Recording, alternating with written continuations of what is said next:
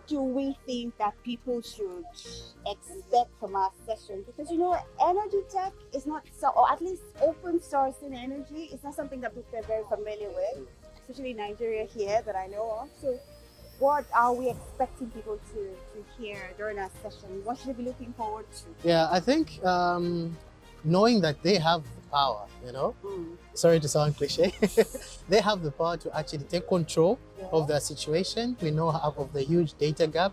And so this has really hindered, especially in my country where much of the sector is owned by the government and private sectors really don't share the information.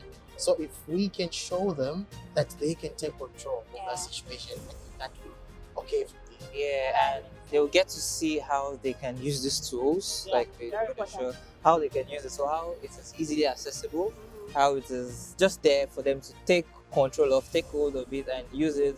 And also the communities would also be very helpful for continuation, so it's not just going to be stagnant. So I think those are some of the key things they would like to take out. Hi, my name is Rich Bowen and I'm an open source strategist at AWS. And I just attended this excellent talk on power grid mapping with OpenStreetMap. And I've been curious about OpenStreetMap for a long time, and this was a good introduction.